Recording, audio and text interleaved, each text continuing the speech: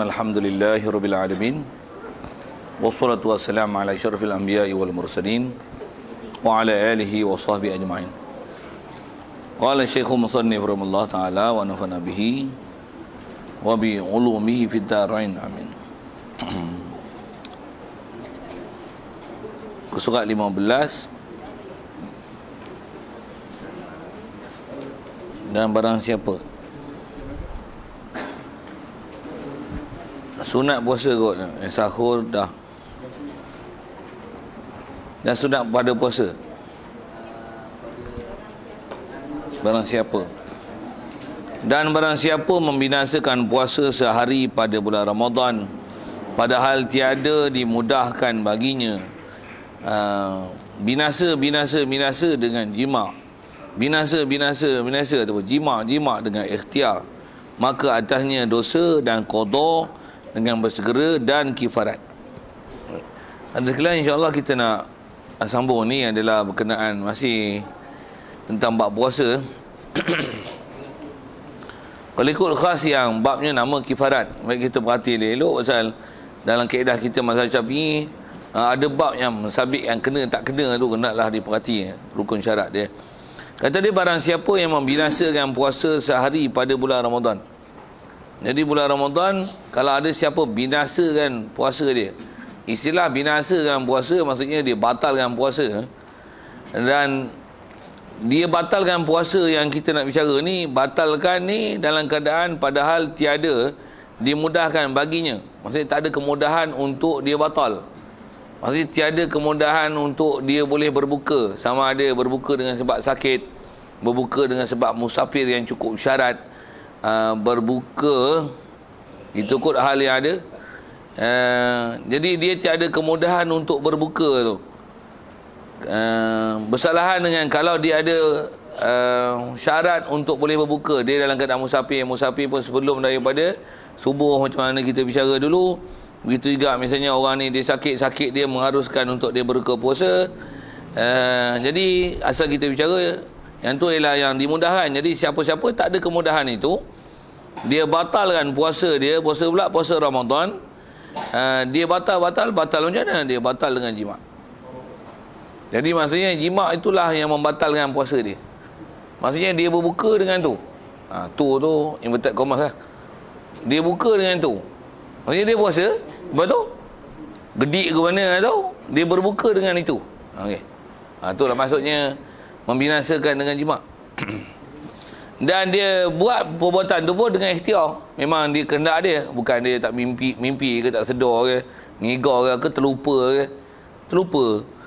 Maka baik, kaedah dia siapa-siapa yang cukup dengan syarat ni, maksudnya dia bukan orang yang ada rukhsah untuk boleh berbuka puasa pula puasa Ramadan, dan dia batalkan tu dengan perbuatan tu, maka atasnya dosa pasal batal puasa pula puasa Ramadan, puasa wajib. Kaedah kita dah belajar lepas, banyak perkara kita dah sentuh. Setiap ibadat wajib, setiap ibadat yang wajib, haram kita membatalkan dia dengan sengaja kan. Haram kita membatalkan dia. Jadi puasa tu puasa Ramadan, dia batal dengan sengaja, berdosa satu, dan qada. Memang kena qada pasal puasa Ramadan wajib qada. Dua, lagi pula kena qada pula dengan segera pasal qada ni qada yang dia sengaja batalkan. Dua, dan kifarat, dan kena bayar kifarat. Pasal apa kifarat? Kaedah kita dalam kaedah Syafi'i, kena kifarat kerana dia batalkan dengan tu yang betul komas. Okey. Dan sunat pada puasa ditakhirkan sahur.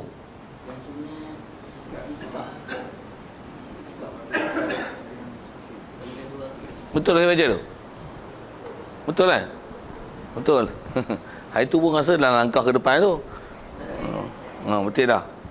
Dia pun tak tegur tu, dia tu. Rasa macam dah baca je. Tapi situ tu betul tu. Okey. Baik, jadi kalau batalkan dengan tu barulah kena kifarat. Jadi sikit beberapa permasalahan tu. Jadi kalau puasa tu, puasa bukan puasa Ramadan tapi puasa qada. Walaupun qada Ramadan. Dalam keadaan dia qada Ramadan tu, jadi qada Ramadan bukan bulan Ramadan lah. Tapi dia qada. Tapi qada tu qada Ramadan. Sama ada Ramadan yang terdekat ataupun Ramadan dulu. Dia qada. Puasa tu qada. Dia si fardu, dia settle fardu. Katalah dia gedik-gedik ke mana anda hari tu, dia batalkan puasa dia dengan tu. Batal puasa. Berdosa. Pasal benda wajib mana boleh dibatalkan. Lepas tu, kifarat tak? Tak ada. Kifarat tak ada. Pasal apa? Tu bukan Ramadan. Itu qada. Sekali pun qada Ramadan. Pasal qada Ramadan bukan Ramadan. Qada Ramadan adalah qada. Boleh faham? Jadi kalau qada tak jadi, tak sebut kata kifarat tu tak kena. Jadi puasa kifarat dia hanya dalam kes puasa Ramadan saja. Pula tu pembatalnya adalah tu. Jadi di atas kaedah yang apa kaedah yang disebut oleh dalam kaedah Syafi'iyah ni, bila pembatalnya adalah tu baru kena kifarat. Jadi untuk kalau katalah ada orang gedik-gedik sangat, mengelakkan kifarat tu ialah makan dulu, minum dulu. Maksudnya istilahnya buat benda yang membatal puasa dulu. Jadi batal puasa bukan dengan sebab tu, batal tu dengan sebab makan, minum dan seumpamanya. Lepas tu baru buat kerja tu. Tak ada kifarat mengikut kaedah Syafi'i. Kalau ikut kaedah Syafi'i tak kena kifarat. Walaupun dalam mazhab lain ada kena kifarat. Dia tak syarat batal tak batal. Aci Ramadan, buka tak buka puasa, ada buat kerja tu kena. Itu dalam lain pada Syafi'i. Syafi'i tak, dia mesti batal dengan hal tu. Batal, pembatal dia hak tu. Barulah kena kifarat. Jadi kalau tu disebut, kalau helah dia, helah fiqhnya, untuk mengelakkan daripada kena kifarat tu adalah buat benda lain dulu lah. Siap. Makan minum dulu. Macam mana pun kena faham, makan minum itu tetap haram dan berdosa. Wajib taubat. Pasal istilahnya berdosa. Pasal membatalkan ibadat fardu dengan sengaja. Berdosa dan wajib menyesal di atas perbuatan tu. Tu gedik-gedik tu, menyesallah dengan dosa. Pasal kaedah mengesap berdosa ni, kaedah kita yang ulama kita ajar, saya ngaji lupa untuk tunggu ada yang disebutkan ni. Dia setiap benda dosa kita mesti nak buat dosa tu, mesti kena iktiraf tu. Benda ni memang salah. Memang aku tahu benda haram. Aku tahu, aku jahat, aku tak elok, aku yang bodoh, ikut nafsu. Setan dah naik kepala ni. Aku buat benda tu, apa buat? Baru hukum ni berdosa. Tapi kalau buat menghalalkan, jangan buat itu. Nak sebut kata tentang dosa, kena faham benda tu dosa. Betul? Dah langgar sengaja, macam mana? Salah. Dan memang selalunya kalau orang ni sebut orang salah ni, dia nak tobat. Tobatlah bersungguh-sungguh, menyesal tu. Untuk nak buat pula. Tu satu hal lah. Buat tak buat pula tu, macam mana pun. Dari sisi kaedahnya dah buat dosa, tobat itu dah satu ibadat tu. Tobat tu ibadat. Dosa pula, wajib tobat tu. Tobat pula, satu ibadat lain. Nak sebut tentang tobat tu ibadat tu. Tapi bukanlah pula kaedah dia, kalau gitu nak buat ibadat banyak-banyak, buat dosa banyak-banyak, tobat banyak-banyak. Tak ada pula dia ajar gitu. Bukan kaedah gitu. Bahkan kita tahan diri kita, sabar di atas maksiat tu, tak mau buat maksiat tu, sabar tu pun dah pahala lah. Kalau buat maksiat tu dah dosa, tobat bawa pahala. Kalau tak tobat, mampu berdosa. Kurang tu tobat syarat terima. Mesti rukun syarat, terms condition sempurna baru terima tobat. Kalau tak cukup syarat, kena nanya itu. Satu bukan kaedah dia nak dapat pahala ni buat maksiat untuk tobat, buat maksiat tobat. Tak betul CP tu. Macam mana pun di atas tobat dapat pahala. Tobat dapat pahala. Tapi kalau kita tak buat dosa, tahan diri daripada buat dosa. Gedi-gedi nak buat dosa, tahan, break, sabar daripada buat dosa. Hatu pun dah pahala lah. Jadi keutamaan kalau ikut, biarlah jangan buat dosa itu. Macam mana pun asal nak sebutnya, kalau orang dia buat helah itu, dia makan minum dulu baru buat benda tu, dia taklah menyebabkan kena kifarat. Tapi puasa batal, perbuatan tersebut haram, berdosa. Taubat wajib taubat. Dosa pula dosa besar tu, pasal batalkan puasa Ramadan. Satu kalau nak buat helah yang lagi besar pada tu, yang lagi boleh, janganlah makan minum. Apa kaedah dia? Kaedah dia keluar sebelum subuh daripada tempat kita, tu musafir lah, pergilah singgah mana-mana, tu buat kerja, tu tak apa. Pasal apa? Pasal dia itu ada istilah rukhsah untuk berbuka pasal dia musafir. Sama ada dia nak berbuka dengan makan minum dulu ke, pasal memang dia boleh makan minum, ataupun dia nak berbuka dengan benda tu, ikutlah. Pasal benda yang lebih besar telah dia perolehi. Apa dia? Dia telah keluar daripada kawasan dia sebelum pada siang hari itu dalam keadaan bermusafir. Itu kaedah kita dalam fiqh kita.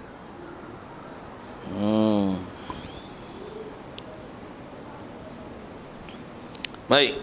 Itu kifarat. Dan kifarat ni dari si kaedah fiqh kita dalam mazhab Syafi'i yang kena adalah orang lelaki saja. Orang perempuan tak ada kifarat ni. Dari segi dosa dua-dua. Kalau dua-dua setuju lah. Berdosa batal puasa dua-dua. Kalau nisbah berdosa dua-dua. Cuma kifarat kena atas lelaki saja, tak kena atas orang perempuan. Kifarat kena atas orang lelaki saja, tak kena kat perempuan. Baik, jadi kifarat puasa ni kena macam tu. Baik, apa kifarat? Kifarat batalkan puasa dengan sebab benda tu di bulan Ramadan dengan sebut tadi. Adalah seperti kifarat zihar. Kifarat dia sama macam kifarat zihar. Zihar ni satu istilah dalam bab munakahat lah. Akan datang macam mana pun baca dulu. Baik, kalau tak faham zihar pun, ni kifarat dia. Cuma panjang umur nanti kita jumpa bab zihar, kita faham zihar tu, kifarat dia sama. Macam mana pun dia sebut dari si sama tu. Agak kalau nak tanya zihar, tanyalah. Kalau tak tanya, saya lalukan itu saja. Kifarat zihar. Iaitu apa dia? Kifarat batalkan puasa bulan Ramadan dengan jima' tu. Merdeka seorang sahaya yang mukminah. Ya. Pertama, merdeka hamba. Satu. Maka jika tiada kuasa padanya, tiada kuasa tu boleh guna istilah hadis. Tak kuasa hisi atau maknawi. Tak ada hisi maksudnya tak ada duit, tak boleh hamba. Kalau tak ada pada maknawi maksudnya duit ada tapi hamba memang tak ada. Memang tak ada orang jual. Dan kalau jual pun yang tu bukan status hamba yang boleh dijual beli. Yang tu hamba yang tak sah di perdagangan. Syarah apa tu panjang bab tu pasal sistem perambaan tu. Jadi tak kuasa tu sama ada tak kuasa hisi ataupun maknawi. Jadi orang yang kalau dia nak bayar kifarat ni, kalau dah tak ada hamba, wajib ia puasa 2 bulan berturut-turut. Okay. Satu hari tu nak tampung ni macam mana? 2 bulan berturut-turut. Kalau 2 bulan Ramadan macam mana? 4 bulan. 3 hari bulan puasa, jahanam dengan puasa macam tu. Macam mana? 6 bulan lah. Kira lah. Sambung je lah. Kalau 2 bulan berturut-turut tu, katalah esok last. Nak sempurnakan 2 bulan. Pasal dia syarat turut-turut. Tak boleh miss satu hari pun. Tengok esok tak boleh puasa. Orang lelaki ni. Ataupun puasa jadi batal. Macam mana? Reset balik. Kosong mula semula. Pasal wajib berturut-turut. Satu gedik-gedik lagu mana pun susah buat pasal. Pasal tu di atas gedik-gedik tu jangan buat pasal. Dengar sikit perkataan ni. Itu yang orang tua-tua dulu dia tak bagi kahwin apa? Dia tak bagi kahwin bulan Syakban. Orang tua-tua dulu. Bukan haram kahwin bulan Syakban, tak ada haram, tapi dia tak bagi. Siapa? Takut gedik-gedik. Bila orang gedik-gedik, orang muda lah takut break tak makan. Cukup, siap. Saya tak syarah panjang tu, faham lah tu. Itu yang kalau kadang-kadang ada orang tanya, Ustaz, haram ke kahwin bulan Syakban ni? Tak haram. Bulan puasa tu orang boleh kahwin. Tak ada masalah. Tapi itulah. Tambah pula duduk rumah 2 orang. Tu saya berbahasa tu cukup lah.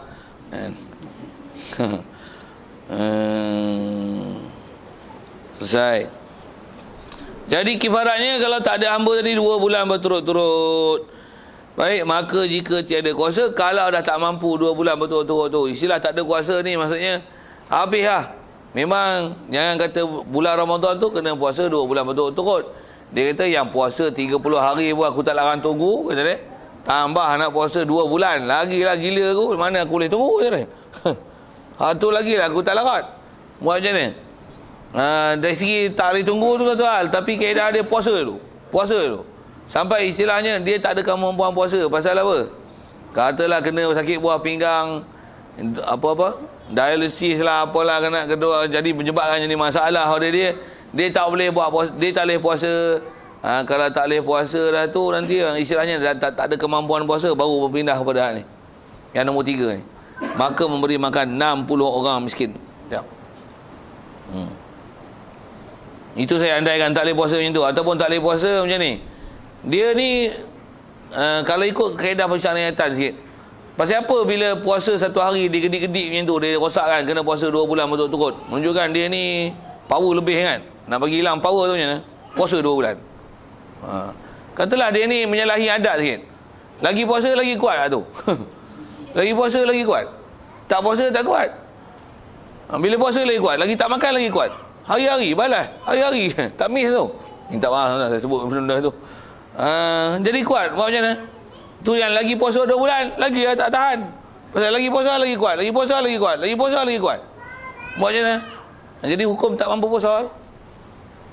Saya nak bagi misal, contoh kata tak mampu puasa tu.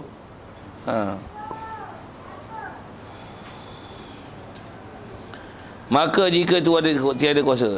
Jadi kalau ikut dengan persyariatan yang ada tu, puasa tu pasal apa? Pasal puasa ni ghalibnya dia akan menundukkan badangan. Puasa ni menyebabkan lemah badan. Pasal bila makan tak kuat, badan tak kuat, kawan tu tak kuat. Bila badan kuat, kawan tu kuat. Minta maaf tuan-tuan, saya guna bahasa-bahasa tu kan.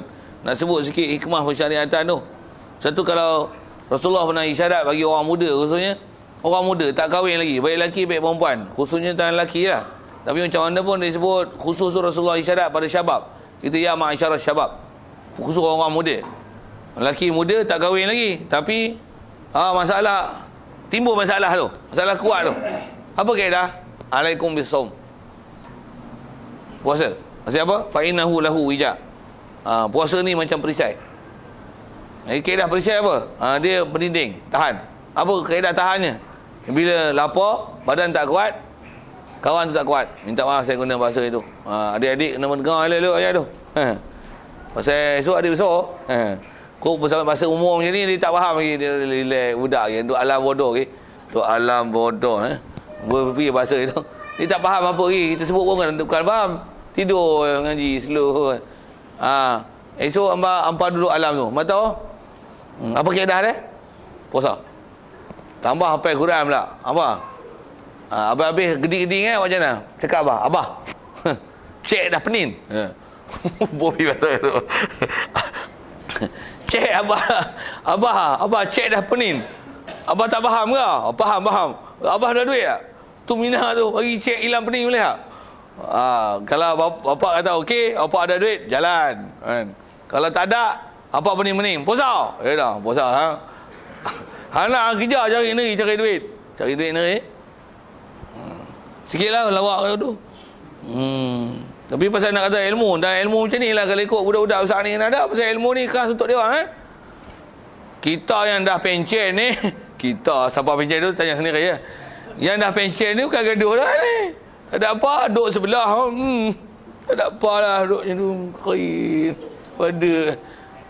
Nu gede-gede tu. Gede-gede tu yang masalah. Nak jadi babak ni, yang tak ada apa-apa ni, tak ada masalah. Dah hukum kifarat-kifarat ni. Satu sikit tu babaknya ni kalau ngaji, kita ngaji pun kena tengah kitab, ngaji pun orang tua-tua yang ngaji, budak-budak tak ngaji. Sepatutnya ilmu-ilmu macam ni budak-budak kena ngaji ni. Sebelum dia balik ni selesai bab ni. Macam mana kita belajar bab haid dulu ni? Ada sentuh, cubalah itu kita sentuh sekali lalu. Bab haid ni siapa nak belajar? Orang yang tak main haid ni. Khususnya kalau orang perempuan tak main haid lagi, dia lah kena mengaji pasal dia kena tahu bab haid, pasal dia bakal main haid. Jadi dia kena belajar bab haid. Ni dah habis haid dah, pencen haid dah baru ngaji bab haid. Dia tu susunan ilmu tak kena. Okey.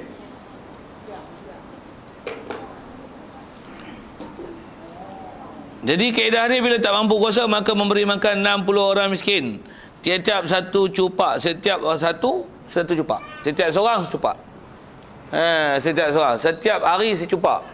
Jadi kalau kata kena puasa 60 hari, satu hari satu cupak, jadi 60 cupak lah. Jadi kalau faham dengan bayar ni tak mahal mana Tapi kaedah dia tak boleh berpindah kepada bayar, melainkan dengan jika tidak mampu berpuasa barulah berpindah kepada bayar dengan beras. Baik. Maka jika tiada, baik, kalau katalah nak cupak apa, dia apa orang paling miskin dalam negeri tu. Dah lah miskin tapi badan kuat, lagi puasa lagi kuat. Lepas tu dia buat kerja kena bayar kifarat. Nak kifarat apa? Kawan sehari puasa pun tak boleh nak tahan. Katalah itu. Tambah nak puasa 2 bulan. Lepas tu nak kena bayar. Bayar apa aku? Orang paling miskin. Bukan dia yang kena bayar ke orang, orang yang kena bayar ke dia. Ha? Macam mana tu? Tetap dia kata lekat kifarat pada zimahnya. Tu bahasa kitab tu. Masuk istilah tetap lekat ni, maksudnya tetap hukum tu sabit pada kifarat. Kifarat tu pada zimahnya. Zimah ni maksudnya tanggungan dirinya. Jadi kalau katalah dia batal, patutnya mereka hamba. Hamba tak ada. Kena puasa, puasa pun lagi tak larat. Bukan tak larat pasal lagi puasa lagi kuat lah tu. Lagi menggagalkan puasa dia. Lepas tu nak kena bayar. Bayar apa? Dia lah orang paling miskin. Habis tu buat macam mana? Tetap hukum kifarat tu ada. Dan kalau tak boleh puasa, tetap masalah bayar. Tu bila nak bayar? Bila ada orang bagi duit esok. Kalau nisbah, kalau duit lah, kalau kata beras lah. Yang tu adalah salah satu sebab untuk dia boleh bayar selepas daripada nafkah yang wajib kat dia, untuk dia dan anak bini dia, maka dia kena bayar sikit-sikit. Macam mana pun tetap kena bayar. Okey, dia sebut tentu lah.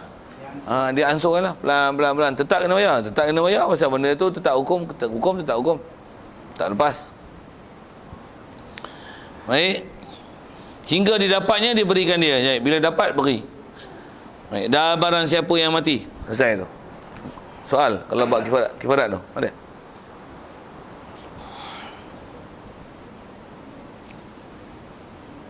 Baik, kalau tak ada sedikit buat ni. Dan barang siapa yang mati dan ada atasnya puasa Ramadan, dia beri makan angkat orang, yang ni dia beri kifaratnya tiap-tiap hari satu cupak, atau dipuasakan dia. Dan yang ni disebut masalah orang yang mati, yang dia mati dalam keadaan ada puasa Ramadan yang dia tinggal. Macam mana nak buat? Orang mati yang sepatutnya dia ada puasa Ramadan yang sepatutnya dia kena qada, tapi dia qada tak habis. Yang ni dalam kaedah kita Syafi'i, begitu juga dalam mazhab yang lain, dalam mazhab 4. Hukum sama. Buat puasa sama. Siapa yang mati ada puasa wajib yang kena yang dia tinggal, dan memang dia ada kemampuan untuk qada. Sedangkan bila dia mati tu dia tak selesai lagi qada, dia kena bayar ni. Dia sebut ni. Jadi siapa yang mati ada atasnya puasa Ramadan yang wajib, apa nak buat? Diberi makan akan orang, yang ni diberi kifaratnya tiap-tiap hari satu cupak. Satu hari kena bayar satu cupak puasa yang dia tinggal. Jadi kalau katalah dia mati umur 60 tahun, sebelum ni tak pernah puasa sehari pun, andai kata gitu. Jadi kalau nisbah perempuan katalah dia mai haid 9 tahun, tolak 9. Itulah 60. Bopi mudah tu 69 untuk mudah kira 69. Jadi tolak 9, 60 tahun. Jadi 60 tahun punya kifarat dia kena bayar untuk puasa ni. Jadi 60 tahun tu asal puasanya satu hari satu cupak. Dan bila dia tak puasa, kalau ikut bila dia langkah tahun, kan ada kita belajar rasanya satu bab kifarat itu langkah tahun dia kena bayar seganda kan, sekali. Kalau kata tahun lepas tak hambalan ni tak qada lagi, masuk Ramadan depan pun tak qada lagi, dia langkah setahun, nisbah qada banyak tu, tapi cupak dia akan jadi satu cupak. Langkah dia setahun satu cupak, langkah 2 tahun 2 cupak. Jadi kalau contoh saya sebut 60 tahun tadi, mana dia mati 69, andai kata dia tak puasa langsung 9 tahun dia tolak, jadi umur dia 60 tahun tu 30 hari dia tak puasa, katalah itu kira 30 untuk mudahkan kira tu 30 tahun. Lepas tu buat apa? 30 kali 60. Lepas tu umur dia ke 59 tu, 59 kali 30 campur. Lepas tu 58 kali 30 kali campur. Boleh faham tu kot. Contoh mudah 3 tahun lah yang terdekat. 3 tahun. Tahun lepas punya 30 cupak, yang ni 60 cupak, yang ni 90 cupak. 9 6 3 9 6 15 18 180 cupak. 3 tahun yang tak pernah puasa. Dia bukan 30 60 90 cupak, bukan. 30 ni buat hukum setahun. Yang hukum tak langkah. Tapi yang ni langkah tahun, yang ni langkah 2 tahun, yang ni langkah setahun, yang ni tak ada langkah. Jadi ada 60 hari. Nanti yang 60, yang ni 60, yang ni 30. Ada 90 hari tambahan dengan contoh 3 tahun tu. Itu yang jadi banyak. Itu yang jadi 180. Yang tu kot, contoh mudah. Siapa yang agak ketinggalan matematik tu, tanya lain. Tapi sekali lalu kiraan macam tu.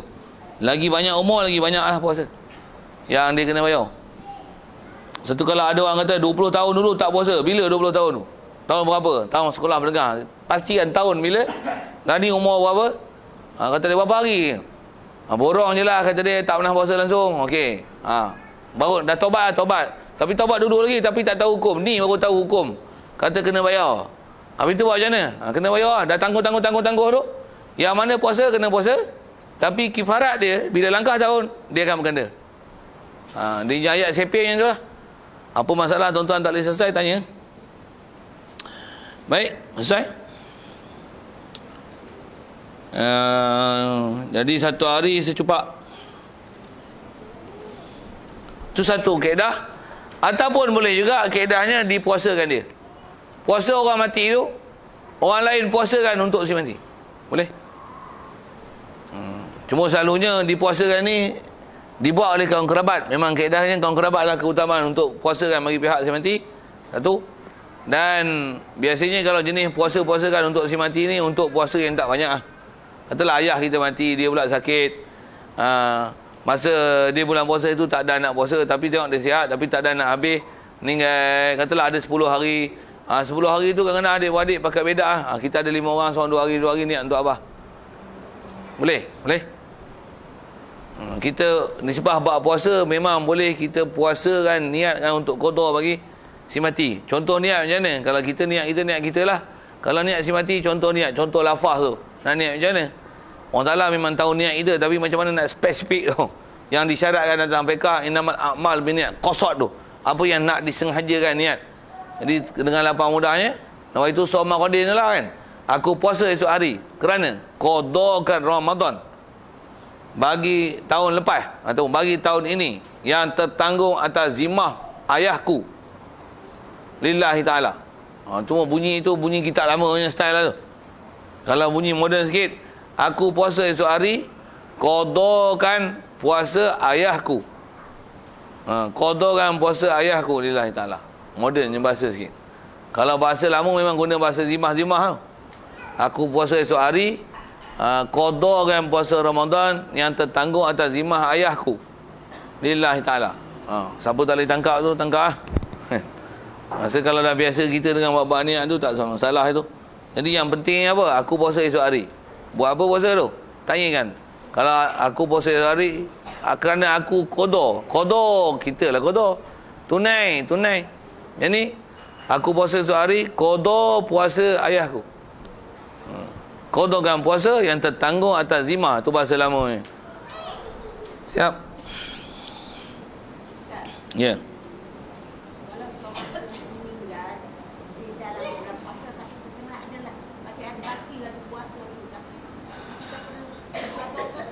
Dalam bulan puasa tu, kaedah meninggal dalam bulan puasa ni macam ni.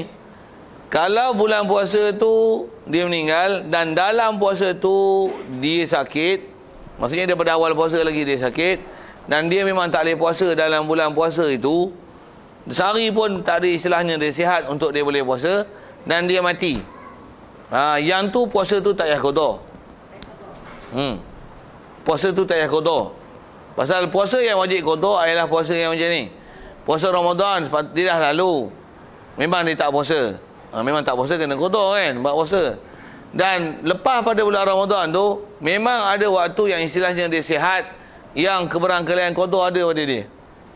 Tapi dia tak dan qada disebabkan masa yang tak singkat. Masa yang tak ada. Katalah misalnya habis 30 Ramadan memang 30 hari tak puasa. Lepas tu mati, tak ada apa-apa yang kena bayar kat dia.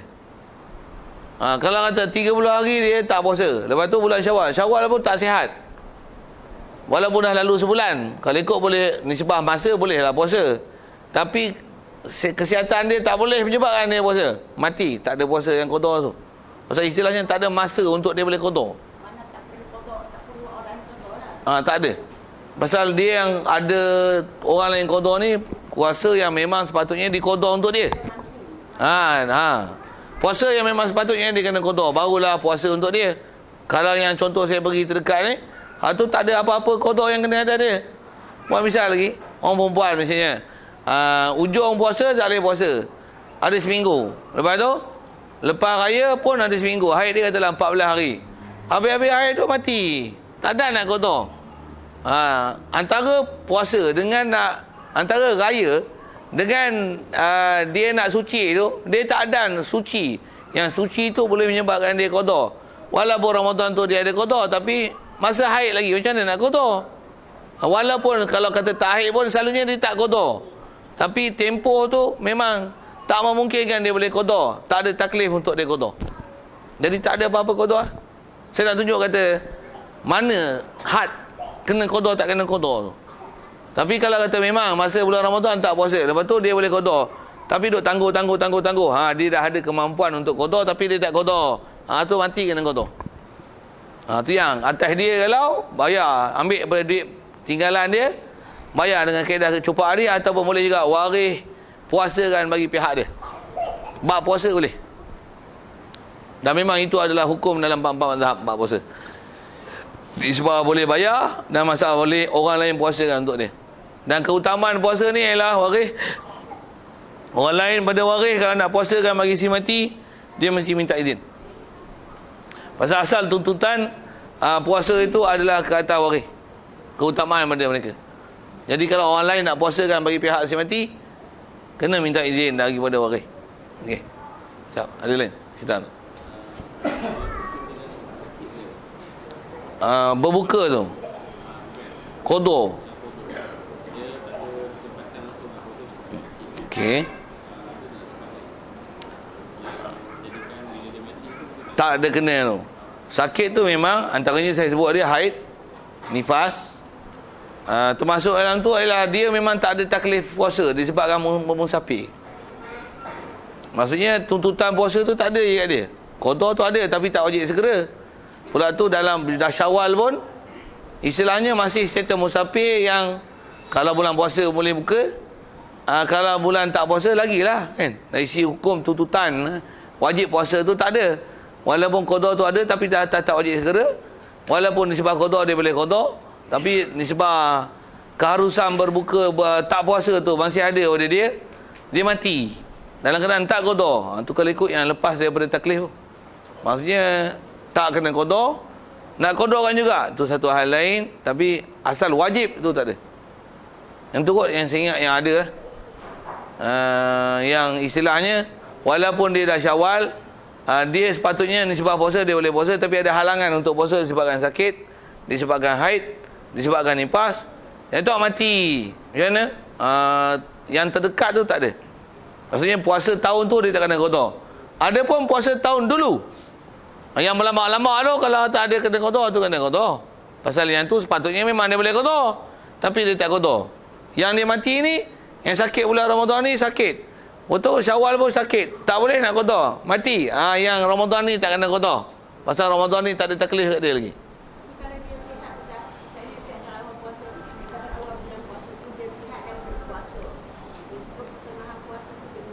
Okey. Tidak juga. Tak juga. Pasal kaedahnya kalau dia sihat, pasal dia nak qada pun tak boleh. Buat misalnya katalah 1 hingga 10 puasa, dia tak puasa. Kalau tak puasa ada sebab, memang tak ada apa-apa lah masalah tu. Katalah dia sengaja tak puasa kali pun, memang berdosa lah. Berdosa tu dia kena taubat apa satu hal lah. Macam mana pun, dia memang tak ada bedan nak qada siapa. Mati tengah bulan Ramadan. Tapi mati dengan keadaan berdosa lah. Takut dengar tu kan. Tapi nak kata, adakah tuntutan puasa itu qada tu atas dia? Qada tu atas dia. Pasal dia tak ada nak hidup. Hidup 10 Ramadan matilah. Dia tak ada masa tengok untuk qada tu kat dia tu. Cat. Tapi kalau ikut buka sengaja kena kat tu. Cat. Pasal masalah masa ni orang yang tak cuai, yang ni cuai kena. Kalau contoh saya bagi tu kena tu. Maksudnya dia memang tak puasa dan tak puasa tu tak ada sebab untuk menyebabkan tak puasa, sengaja buka puasa 10 hari tak puasa, mati. Memang dia nak qada tu tak boleh. Sepatutnya dia memang tak boleh, bukan qada tu. Sepatutnya bukan qada. Dia memang kena tunai. Tu. Tu bukan masalah qada. Maksudnya memang dia kena tunai tapi dia telah tak puasa, dia berdosa situ. Berdosa satu hal yang tu kena bayar. Jadi kalau mati masa tu wajib bayar. Pasal dia sepatutnya dia bayar tu bukan masalah qada. Pasal memang sepatutnya dia kena puasa. Okey. Boleh? Ya. Dari segi waris tu dia boleh pilih salah satu dua tadi lah. Sama ada nak bayar ataupun nak puasakan bagi pihak si mati.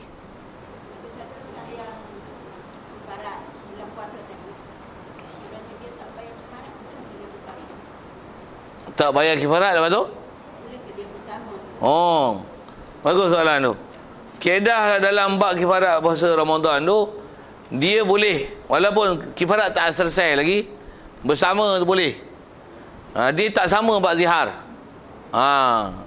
Jadi sama bab zihar tu dari sudut 2 bulan berturut-turut tu saja. Tentu sama. Kalau berlaku zihar, selagi suami tak selesai bayar, suami tak boleh bersama dengan isteri. Walaupun status tu masih isteri dia. Tapi kaedah dia dalam bab zihar, selagi dia tak selesaikan kifarat zihar dia tu, dia haram bersama dengan isteri dia. Cuma haram tu bukan haram zina. Haram kerana melanggar pantang dan syarat.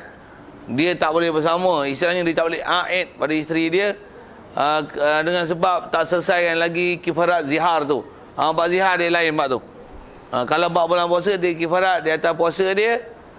Jadi kalau dia tak bayar sekalipun ataupun puasa dia tak selesai, nisbah dia nak bersama boleh.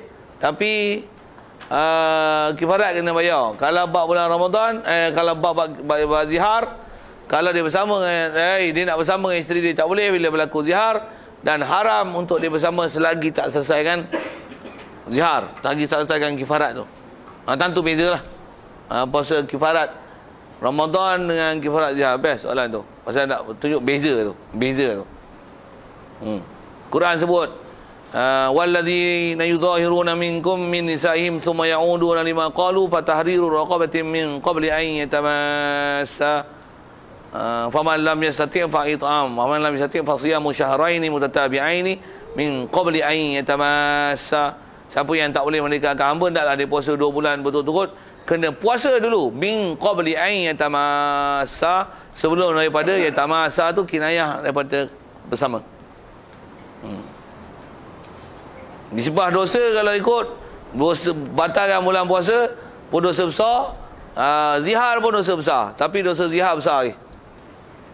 Dosa zihar besar lagi. Walaupun yang ni batal puasa langgar perintah, yang ni pun langgar perintah.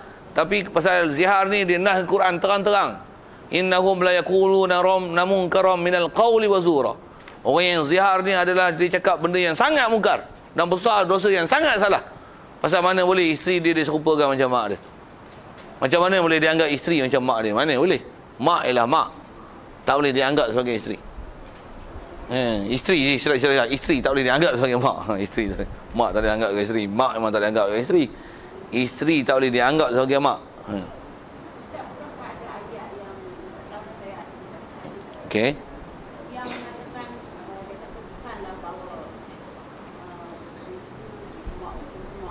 Ya. Yang melahirkan kamu. Ya. Ya. Yang tu kalau ikut nak menunjukkan bahawasanya seorang suami ni kalau dia serupakan isteri dia dengan mak dia, tak betul. Pasal mak dia ialah orang yang melahirkan dia. Zihar tetap zihar. Maksudnya cakap tu salah, dah terlepas cakap dah salah, kena. Bila cakap ni, siapa cakap salah, kena tindakan di atas kesalahan cakap dia tu. Memang kita buat akhirat esok, kena bicara esok di atas kesilapan cakap. Satu orang cakap betul kalimah syahadah, kafir dia jadi Islam. Cakap salah, Islam dia jadi kafir. Tu. Cakap salah, jadi zihar tu. Itu kot.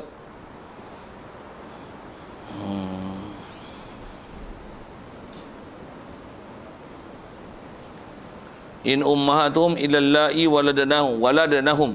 Quran lah. In ummahatum, sesungguhnya mak kamu ialah illallai, tidak adalah mak kamu melainkan perempuan yang melahirkan kamu. Jadi siapa melahirkan kita, itulah mak kita. Jadi isteri itu dia kata, kau ni aku anggap macam ibuku. Adalah anggap bini macam ibu, mana boleh.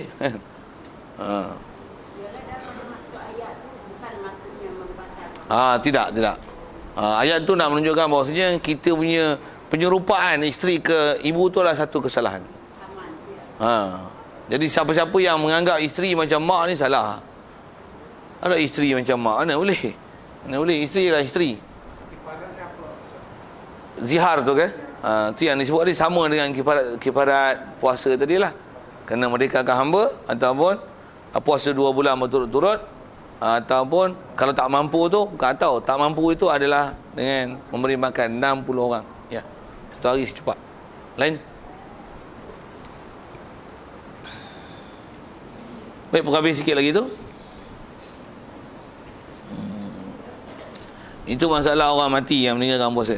Dan orang yang tiada kuasa puasa sebab tua. Eja kita ni tuha. Tuha ni bunyi Banjar sikit ni. Tuha, dia tuha, orang tuha. Tahu juga lah Banjar. Tapi tua tu tua lah. Tapi ejaan lama tu tuha kan. Kita tua. Tua je macam mana? Tawah alik. Bukan tawah alik. Itu ejaan kita kan. Ejaan dulu macam tu. Tuha kan. Orang tuha. Tu bunyi tuha tu Banjar lah tu. Tiada kuasa baik. Para orang yang tiada kuasa puasa sebab tua ataupun lainnya, lain daripada tua, diberi kifaratnya. Okay. Jadi nak sebut satu kaedah orang yang memang tak boleh puasa. Dia ni tak boleh puasa pasal apa? Pasal tua. Dan sebab tua selalunya kederat dah tak ada, semua dah jam lah kan. Memang kederat tak ada. Nak kata tak makan boleh makan, tapi dia makan pun boleh lah 2 sudu kan makan. Itu 2 jam lapar lah pula. Dia tak boleh makan lebih dari sudu. Makan 2 sudu muntah. Tu, tapi badan tak larat makan. Tapi kena makan selalu. Tak makan 3 jam 4 jam lagi. Lapar. Katil lah gitu. Maksudnya dia memang tak boleh puasa. Bila dia akan boleh puasa? Bila tak tua lah. Mana boleh tak tua? Tua ni bawa mati ya. Jadi apa istilah dia? Dia tak ada lah kena puasa. Tak ada lah taklif puasa dah kat dia. Untuk apa? Kifarat lah. Jadi memang dah tua, memang tak ada kemampuan puasa sama sekali. Kalau disebab sakit yang lain tu, orang yang lain tu maksudnya, orang yang sakit, yang istilahnya sakit, tak ada harapan sembuh. Termasuk dalam bab tu. Dia sakit, memang tak ada harapan sembuh. Macam tua, dengan sebab tua tak ada kederat, ada tak harapan sembuh. Jadi mudah boleh. Tak ada. Dalam hadis pun sebut itu. Dia kata semua penyakit boleh diubati illal haramul maut. Melainkan tua dan mati. Orang tua tak boleh jadi muda. Tapi kanser boleh jadi tak kanser. HIV boleh jadi tak ada HIV. Ubat apa yang tanya saya lah. Rasulullah sebut umum tu. Likulli da'in syifa illal haramul maut. Jadi kalau tua memang tak ada sembuh. Memang tak boleh muda. Nak muda masuk syurga lah esok orang muda. Ada pun begitu juga penyakit, istilahnya penyakit yang tak harap untuk disembuhkan dia. Dengan sebab tu dia tak boleh puasa. Hukum dia sama. Apa dia? Diberi kifarat tiap-tiap hari 1 cupak. Okey. Ada situ soalan tentang tua yang tak boleh sembuh. Nyanyuk tak ada taklif lah. Nyanyuk istilahnya macam kanak-kanak ada orang gila, tak ada wajib puasa, tak ada kifarat, tak ada apa. Jadi siapa yang nyanyuk berbahagialah dia, dia tak kenyanyukannya. Dia tak puasa tu. Okey. Ya.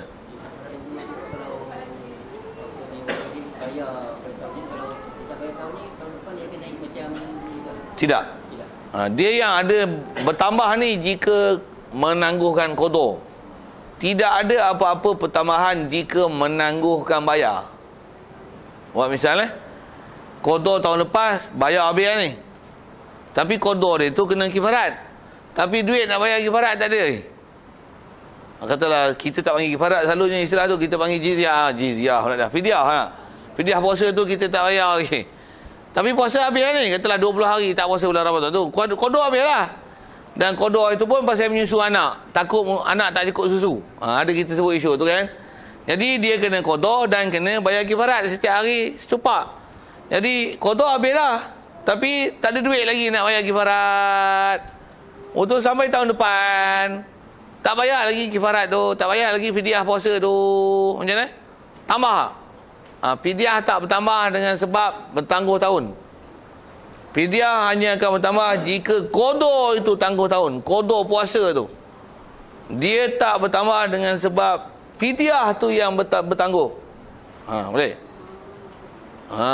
Pertambahan bab fidyah hanya berlaku jika puasa tu ditakhirkan daripada tahunnya. Hak tu saja yang menyebabkan pertambahan fidyah. Adapun fidyah tu jika ditangguh ke, tertangguh ke, sengaja tangguh ke, dia tak bertambah dengan sebab tertangguh tahun. Okey. Saya jawab soalan. Baik, sikit lagi tu.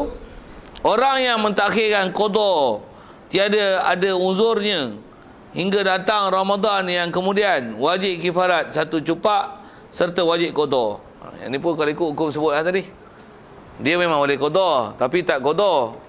Lepas tu qada tak qada sampai tangguh tahun depan. Qada wajib pasal memang kena qada. Lepas tu langkah tahun satu hari secupak. Yap. Faslun, ini satu pasal. Wallahu a'lam. Ada soal kita tu.